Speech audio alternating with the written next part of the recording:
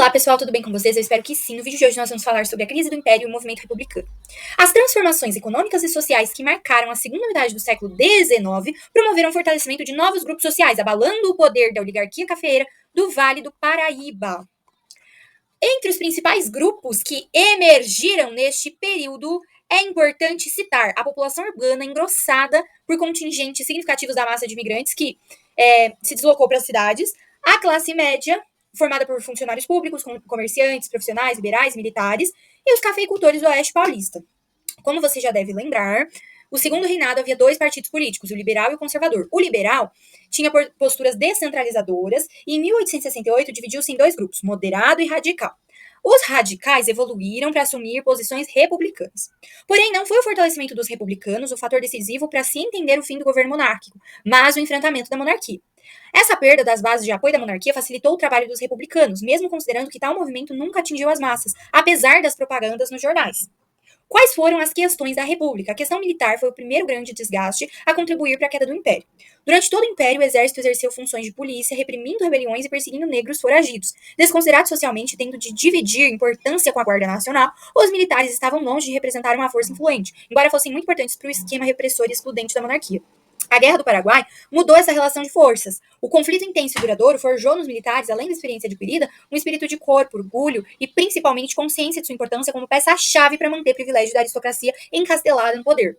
Após a guerra, questões até então engolidas, sem discussão, começaram a gerar fortes atritos, como, por exemplo, o atraso nos pagamentos de pensões a órfãos e viúvas. Além disso, os contatos com uruguaios e argentinos permitiram a difusão de ideias republicanas e abolicionistas entre os militares.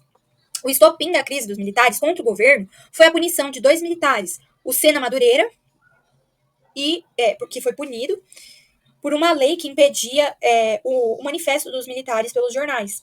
Também teve o coronel Cunha Matos, que pelos jornais rebateu uma acusação contra a sua honra.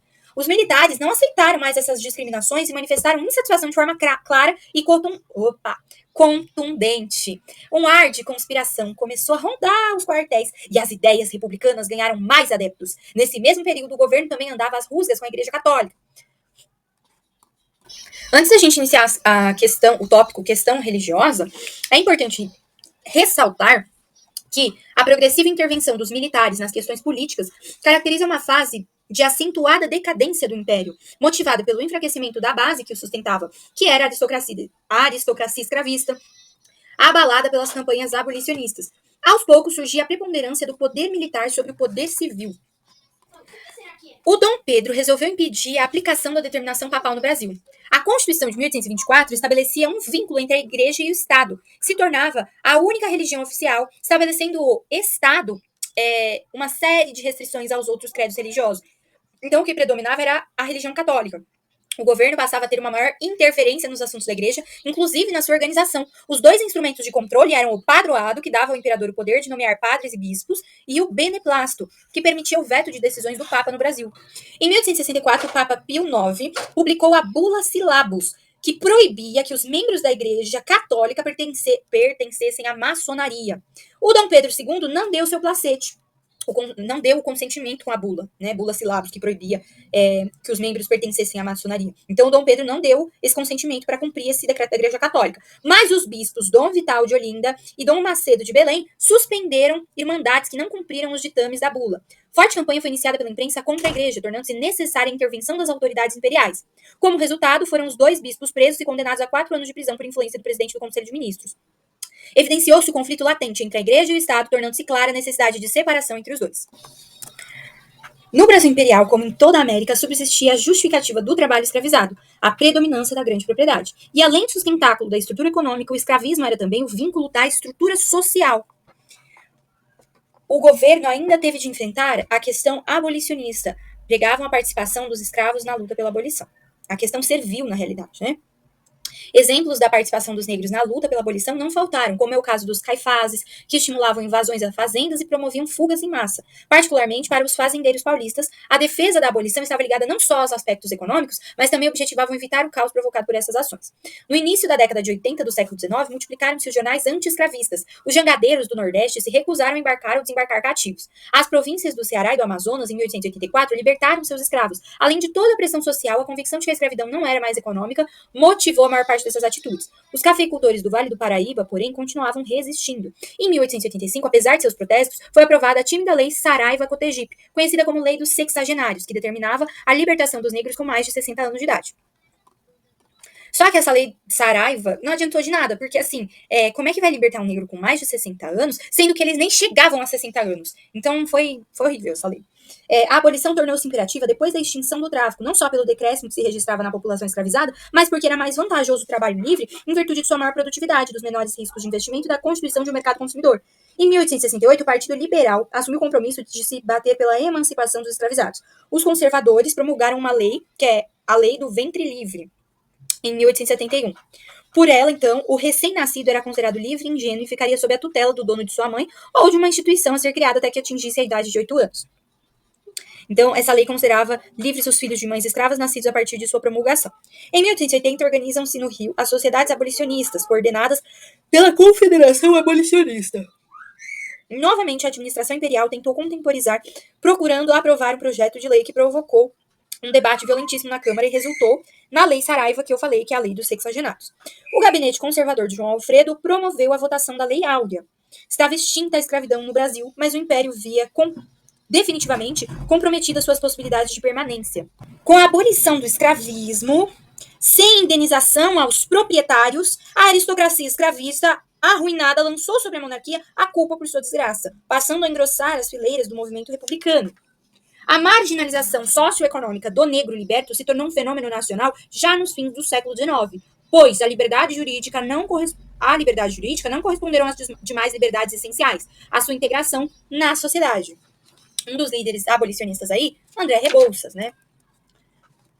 As questões abolicionista e religiosa, agravadas pelas tensões sociais e econômicas, precipitaram a questão política. A questão militar apresentou-se como um elemento catalisador de todos os problemas no âmbito político. O centralismo político-administrativo do regime imperial era incompatível com a nova realidade socioeconômica. A solução, então, seria implantar um sistema federativo mais compatível com a realidade da nação e capaz de superar as discrepâncias regionais, impondo maior autonomia local. Entre os fatores que levaram à implantação da República, destaca-se o predomínio das novas regiões cafeeiras do oeste paulista na economia do país, projetando um novo e forte setor social. Os modernos empresários do café que reivindicavam o atendimento de seus interesses. O ideal de federação só seria atingido com uma república federativa. O receio do terceiro reinado, aliado à queda de Napoleão III na França, e o desprestígio da monarquia diante das questões internas completam o quadro dos fatores explicativos do remanejamento institucional ocorrido em 1889, que foi o quê? A proclamação da República. O movimento republicano iniciou-se em 1870, com as fundações do Clube Republicano e do jornal A República, e o lançamento de um manifesto republicano.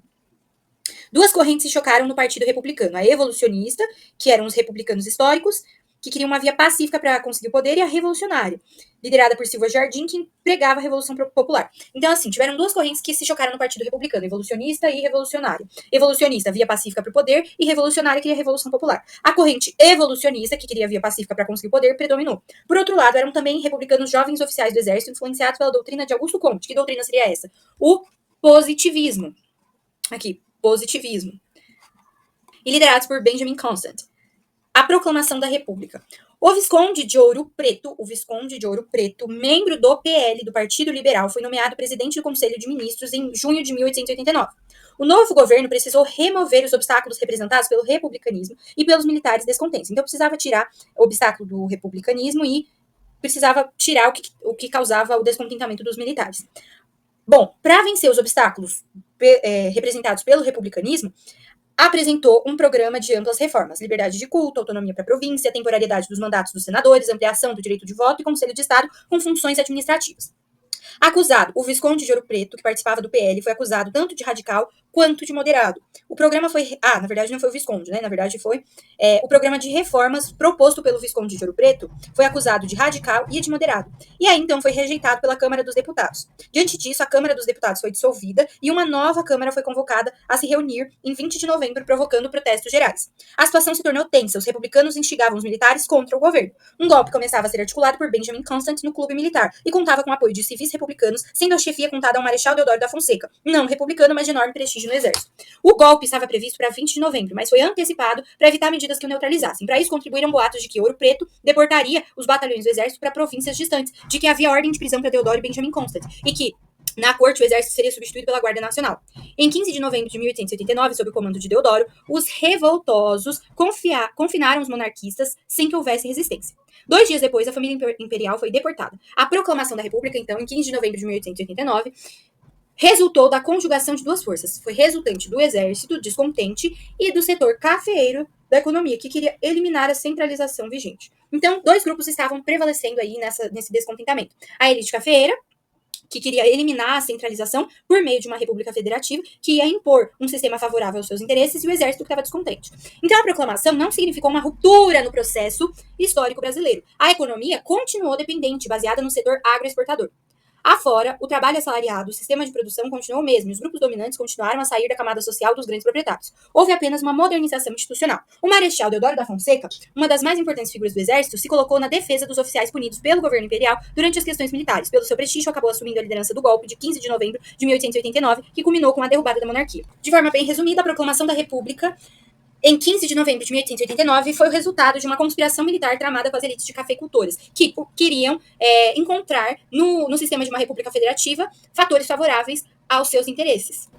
O movimento resultou da conjugação de três forças, uma parcial do exército, fazendeiros do oeste paulista e representantes das classes médias urbanas, que para a obtenção dos seus desígnios contaram indiretamente com o desprestígio da monarquia e o enfraquecimento das oligarquias tradicionais. Momentaneamente unidas em torno do ideal republicano, conservavam, entretanto, profundas divergências que desde logo se evidenciaram na organização do novo regime, quando as contradições eclodiram em numerosos conflitos, abalando a estabilidade dos primeiros anos da República. A crise que culminou com a derrubada da monarquia envolveu múltiplos fatores representativos dos interesses dos diversos grupos sociais. O interesse de um grupo social específico envolvido na proclamação da República no Brasil está expresso em... Bom, é importante lembrar que o advento da República foi resultado da conjunção de interesses da elite cafeeira, em especial a do Oeste Paulista, defensora da imigração europeia e também do federalismo, que ampliaria os poderes locais dos latifundiários, da defesa dos ideais positivistas por uma grande parcela do exército e, por fim, da simpatia dos segmentos médios urbanos pelo movimento republicano. Então, a preservação do controle centralizado das políticas de aquisição de terras e de imigração para atender interesse da oligarquia? Não. B. A defesa da escravidão, necessária pelos grupos cafeicultores do Sul em razão da expansão da lavoura na região. Não, na verdade, a elite cafeeira do Oeste Paulista era defensora da imigração europeia e do federalismo para ampliar o poder local dos latifundiários. C. A vinculação do exército à monarquia? Não. D. A emergência de novos grupos oligárquicos ligados à lavoura do café, baseada no uso de trabalho livre. Exatamente. Mackenzie. Na década de 1870, as relações entre o Estado e a Igreja se tornaram tensas. A união entre trono e altar, prevista na Constituição de 1824, representava uma fonte potencial de conflito. Boris Fausto. Identifique a causa fundamental do conflito mencionado pelo texto. Um dos fatores que evidenciaram a crise do Segundo Reinado foi a questão religiosa, especialmente vivenciada entre 1872 e 1876, na qual foi questionada a submissão da Igreja ao Estado monárquico por parte do clero fiel a Roma e as determinações contrárias à maçonaria. Presentes no documento lançado pelo Pio IX, que a gente tinha falado no começo do vídeo. As reações do governo, que resultaram na prisão temporária de 2 bispos, serviram para aprofundar ainda mais o desgaste da monarquia. A. O Estado Imperial reconhecia a religião católica como oficial? Não. B. Na década de 70, o clero passou a exigir maior autonomia frente ao Estado, repudiando a existência do beneplácito? Não. C. A origem da questão religiosa foi a negação do beneplácito imperial, foi a negação a uma determinação papal contra a maçonaria. Perfeito, essa mesma. O Papa não queria membros da maçonaria na Igreja Católica. O Dom Pedro II falou que não consinto, não vou aprovar essa medida. E aí os bispos se revoltaram, enfim. Aí eles negaram o beneplácito, que é o consentimento do Dom Pedro II com relação às decisões da Igreja. E aí aconteceu essa questão religiosa, entrou em crise. Sobre a crise do regime monárquico no Brasil, é correto afirmar, FGV, né? Sobre a crise do regime monárquico, sobre a crise da monarquia, o que a gente pode falar?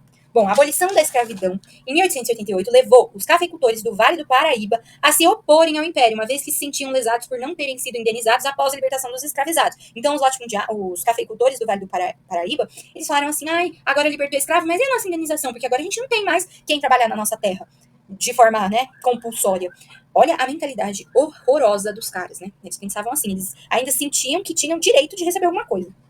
Esse questionamento somou-se ao desejo por maior autonomia local dos produtores da rubiácea na região do Oeste Paulista, fazendo com que o governo perdesse apoio de setores que tradicionalmente o apoiavam e a crise do regime imperial se tornasse insustentável. Então, caracterizou-se pelos conflitos regionais que colocaram em xeque o poder centralizado no Rio de Janeiro? Não. Foi potencializada pela abolição da escravidão e pelo descontentamento de propriedade de terras. Perfeito. O NESP, os periódicos que circulavam no Brasil durante o Segundo Reinado. É o seguinte, se você já viu algum outro vídeo daqui do canal, você já vai saber sobre essa questão. Mas vamos lá, eu vou explicar para quem ainda não viu o vídeo anterior. Apesar dessa data aí que a questão está colocando, de 1840 e 1889, restringir a circulação de jornais dedicados aos negros na época do Segundo Reinado, né? Porque você pode se perguntar assim, mas essa data aí não era restritiva com relação à circulação de jornais dedicados aos negros na época do Segundo Reinado? Então, é uma data restritiva, mas, porém, contudo, entretanto, todavia, já existia essa circulação de jornais dedicados aos negros no Segundo Reinado. E eles já existiam desde o período regencial. E o que esses periódicos queriam? Esses periódicos militavam pela causa abolicionista, apontavam o anacronismo, a violência e a desumanidade da escravidão. Além disso, explicitavam a luta e a resistência de campanhas, movimentos e ativistas engajados pela emancipação dos cativos. Voltados à cobertura de questões e debates religiosos? Nada a ver. B. Editados no Rio de Janeiro e distribuídos por meio fluvial e marítimo? Não. C. Provenientes de Portugal? Não. D. Controlados estritamente pela coroa, que censurava publicações e impedia a divulgação? Não. E. Publicados, sobretudo, pelos setores brancos hegemônicos, com a presença de alguns jornais escritos por negros e dedicados aos negros.